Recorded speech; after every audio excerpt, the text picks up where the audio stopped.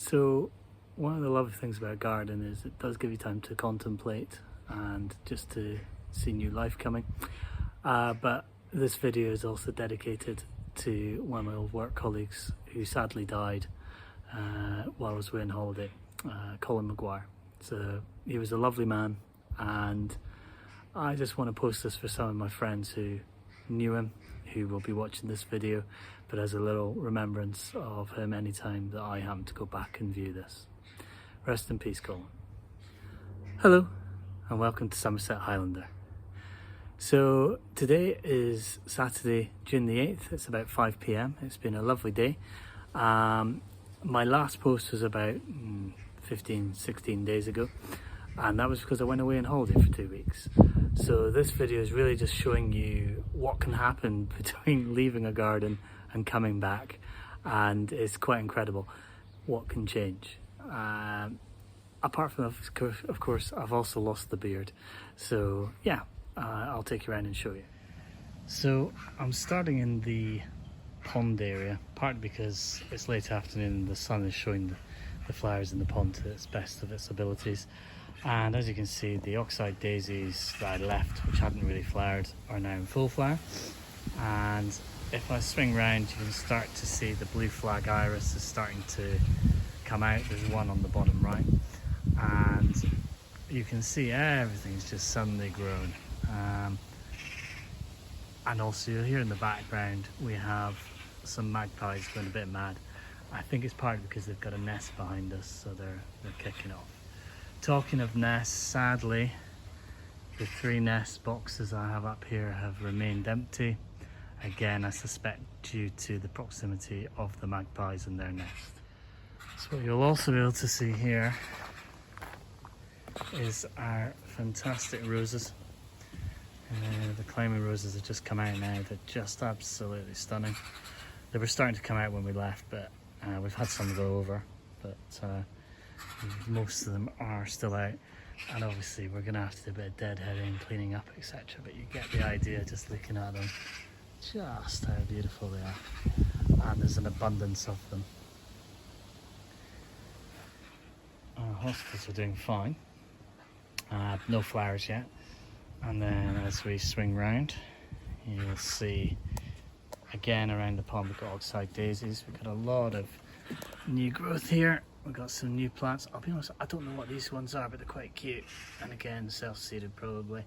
And I'm gonna have to push this back a little bit from the pond just because they're all fighting for light, so they overcrowd the pond, which it's not a bad thing. It does give cover, but it's a little bit too much in places. And then as we swing round, our yellow flag irises have gone over, as has the foxglove, and the blossom from the hawthorn tree is now over. So I'll probably start to trim off that dead branch, and we'll probably have to start trying to trim some of these trees from next door because they're just too tall, too big. Also, we've got these poppies. Now, they were starting to flower. Some of them have gone over while we've been away, so you can see here, hopefully here, you'll see that that's already been and gone. However, we've got other poppies that are coming through, but as you can see, they're all sort of pulling themselves across to the light. So what I'll need to do is just try and lift them all up with some support and just help them to stay upright. But again, it gives that wild sort of feeling, and it does look great. And then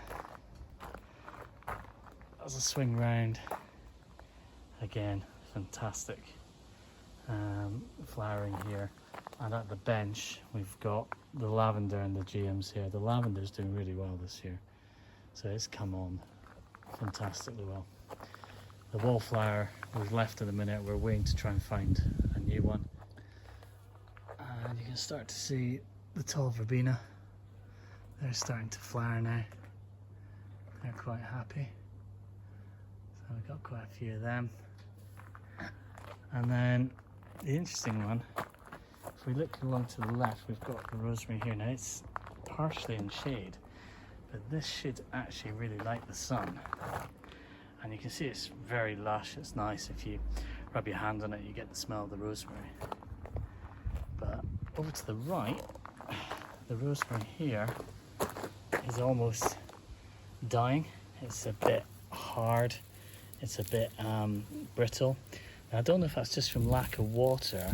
We have had rain while we've been away, and my neighbour has been watering it, so I'm not sure what's going on there, but I have given it good water. Hopefully, it's quite a hardy plant, it'll recover and it'll just come back. So then as we come along, you start to see the growth here. Good old oxeye daisies. They never fail to deliver, but again, they're sort of overpowering. So I need to cut some back, but also just push them back a little bit, give some other plants in here a chance. And then we have this riot of colour here, starting to tumble over the wall, which is fantastic.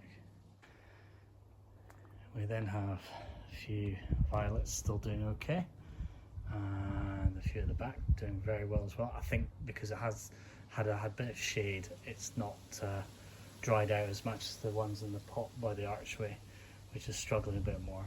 And then we've got these geums. They're all over the place at the minute. I need to tie them up and deadhead them just to encourage a bit more growth. But the hot garden in general, the new plants we've put in seem to be surviving and doing okay. So we just got to give it a chance to do its thing. The red hot pokers, they've actually mainly gone over in the 2 weeks we've been away, so sod's law.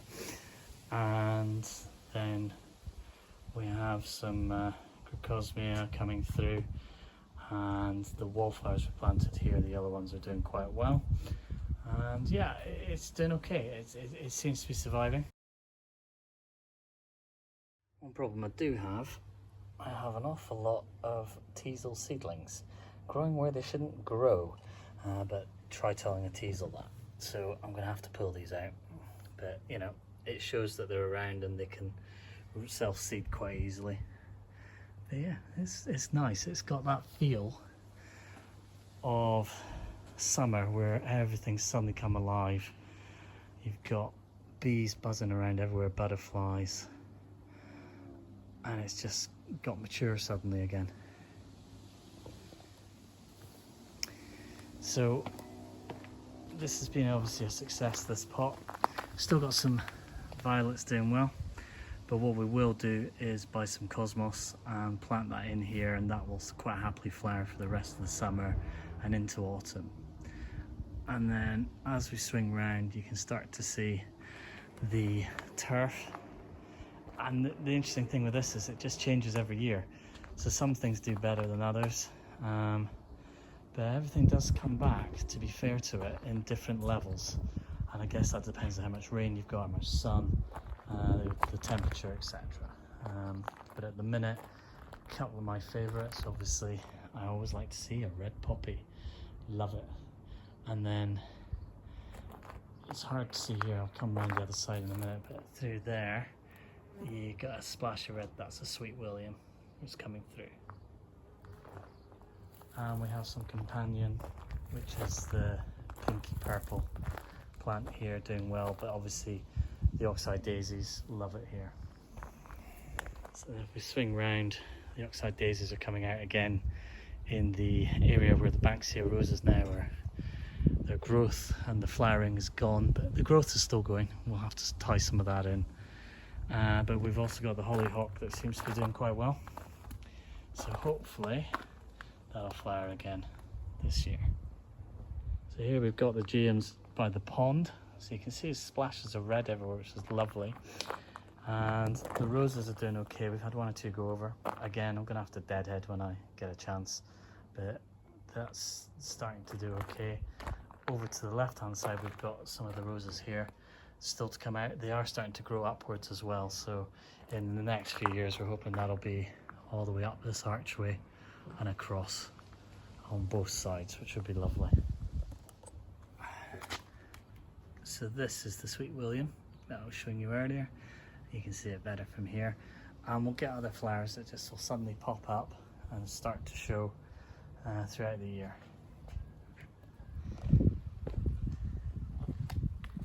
Then if I come around here, obviously we're now starting to get into shadow because it's later in the afternoon. You can see one of the Hebes here is doing very well.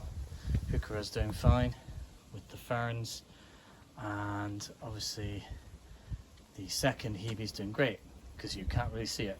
It is in there, it's doing fine, but we've had a lot of growth since the last time I filmed. We've got some clematis here that we have to tie in up here, but it's doing really well too. Around the fountain, the grass is settling in, and this second Hebe is doing fine. So far so good. Again, we've had a lot of growth, so the hedge does need cutting back. I'll probably get to do that in the next week or so, depending on time and weather. But you know, it's doing okay. And then if we come through the gates, you see our roses. They've done well, but again, we've got one or two that might need deadheading. And then you can see them, the climbers here are starting to climb. Verbena's starting to come out, and it's doing really well. The geums need deadheading massively here. You can see all the ones that the flowers have been, so we need to deadhead them quite quickly to try and get a second growth. And yeah, it's looking good. The salvias are doing well at the back, but what I'm missing is obviously the Michaelmas daisies, and I'm not sure whether they're going to come through or not. If they don't, then late summer is going to be a bit empty in the cottage garden. Aquilegia is doing fine though, and the geums over here are doing fine. So the snapdragons are still giving some colour, but obviously most of them are starting to go over now, but they have been great. Av has the alliums, and again, they've flowered, but you know, they're great structure. Just love them there. They're just adding something to soften the sort of pathways, and give insects places to hide, I guess. But yeah, it's looking good. And then if we swing over to our new tree, it seems to have settled in. We've got a bit of new growth actually on there, but it's settled in amongst everything. And the catmint also that we've planted seems to be settled in and quite happy. So this is the new sort of pinker variety. So behind you've got the purple catmint, but we've got the pinker catmint here. And if I swing over here, you can see the catmint again, this side that we've planted to replace the dead catmint, sadly, that we lost this year. And then as you can see, if I swing back round, got a lot of growth here. Just geranium ground cover, superb. Insects love it. And then we come to the overgrown hedge, which needs a cut. I mean, it's 2 weeks, it's just gone mental. But yeah, so there's a bit of tidying up to do. It might be wildlife friendly, but that doesn't mean to say there's no work. But we need to get on with it. So I'm quite keen to do that tomorrow if we have a nice day.